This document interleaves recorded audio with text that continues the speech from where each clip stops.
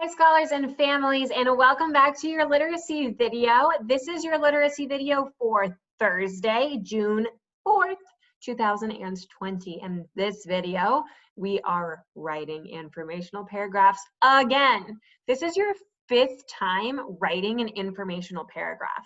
At this point, you've basically written an entire book. Really great job. And to get us ready, we're going to do my favorite exercise. You've done it a few times before, mouse face, lion face. And if you forgot how it goes, let me teach you real quick. It goes like this. Mouse face looks like, and lion face looks like. So you stretch your face as far as possible for lion face and scrunch it up for mouse face. So let's practice. When I shout it out, you do it. Mouse face, lion face. Mouse face, lion face. Mouse body, lion body. Great job. And say, thank you, brain. Kiss your brain. Thank you, brain. Nice work. So for these informational paragraphs, you worked so hard in yesterday's video that today is going to be a piece of cake. Let's go ahead and look at what we're dealing with for today.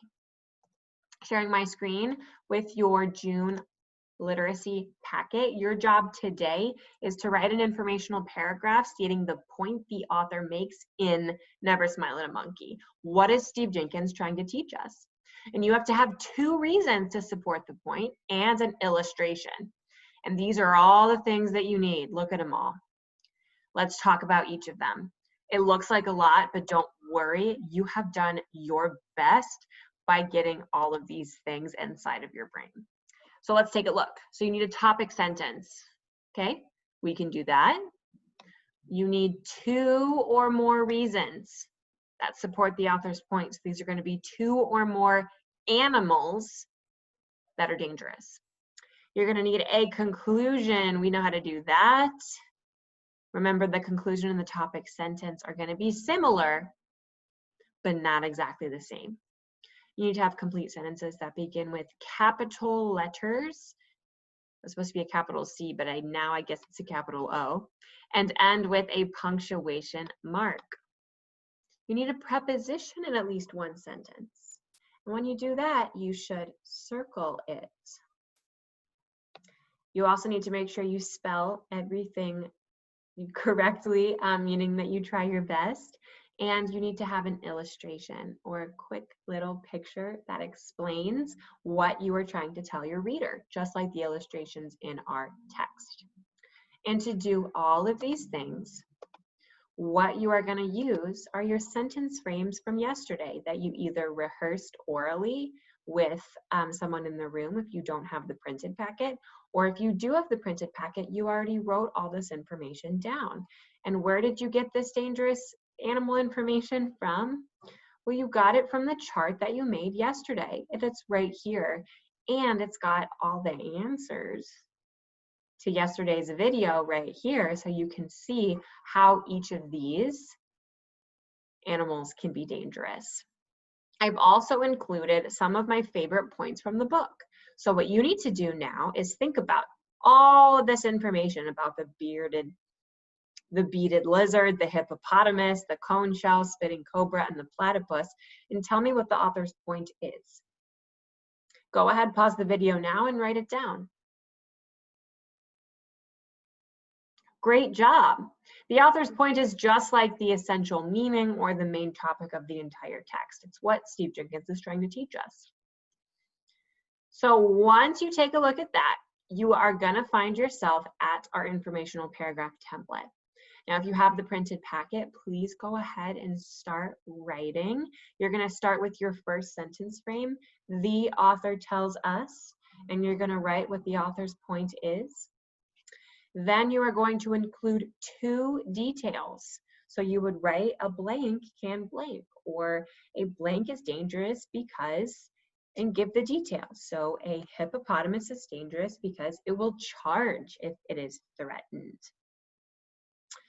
And then you're going to write your conclusion, which you already have a sentence frame of.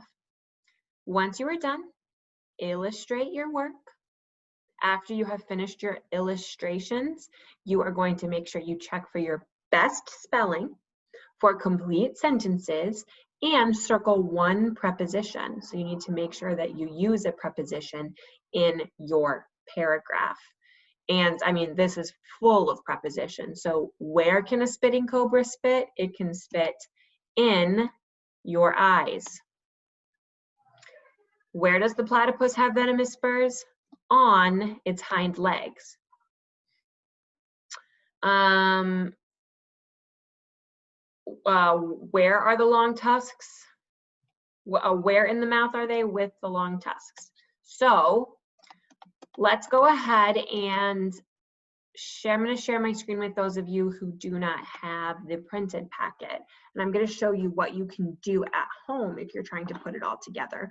Also, I would encourage you to pay attention to this next portion of the video if you're feeling a little bit stuck putting everything together. So you're going to pick two animals and tell me why they support the author's point. So I would write, the author tells us, and I would fill in my main idea or what I think the author's point is. The author tells us to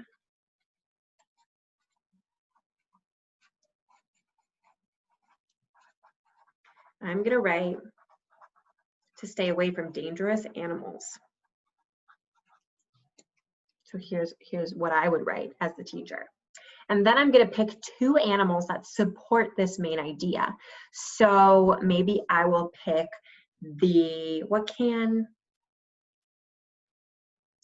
I'm going to write,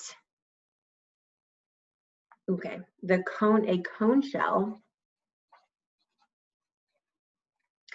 can stab you. Cone shell can stab you. And then a blank is dangerous because blank. What would I pick there? I'm going to pick a cobra. A spitting cobra is dangerous because it can spit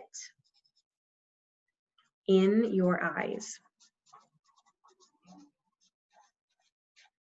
And then I'm going to finish with my conclusion. I'm going to leave this conclusion blank because that is what you have been the expert at this entire week. So you can learn blank by reading this book. So I want you to restate the author's point in a unique way from the topic statement. So say again, how would we say again to stay away from dangerous animals? What sort of advice would you give someone if they were thinking about petting a dangerous animal? These are all sorts of ideas that you can have as you conclude your paragraph. Now, after I'm done, I will draw my little picture. I'll have the cone shell and I'll label it. And then I'll draw a picture of the spitting cobra and I'll label it right here. And then what I'm going to do is double check for spelling. I'm going to use the strategies that I know to help me spell words. I can also reference my sentence frames that have the word spelled correctly in the digital or your printed packet. And then what I'm going to do is make sure I have complete sentences. Do I start with a capital letter every single time I start a sentence? Do I end with a period when I finish a thought? And the last thing I'm going to do is I am going to circle a preposition. And remember, the preposition tells me where.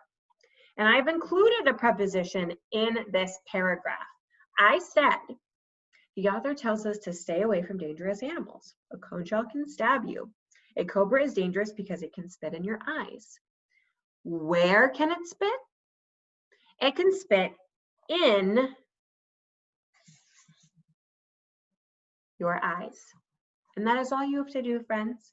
Find one preposition to include in your paragraph, circle it. Once you have done that, please give yourself a pat on the back, take a nice break, you deserve it. And please send me a picture because I want to put together all of your informational paragraphs into a slideshow virtual book, and I'll share it with all of you so you can see all of your hard work. I already have some submissions from last week, and I'm not going to show you them yet because I want them to be special and surprising in our new book. And there are some authors that have turned in every single one of their pictures of their informational paragraphs, so they're going to be featured so many times. I'm sending you energy from my screen to your screen. So go ahead and send your teacher, or me if I'm your teacher that calls you every day, a picture of your hard work. I can't wait to see what you are up to. I hope you have a really great rest of your day, and I will see you next time. Bye, everyone.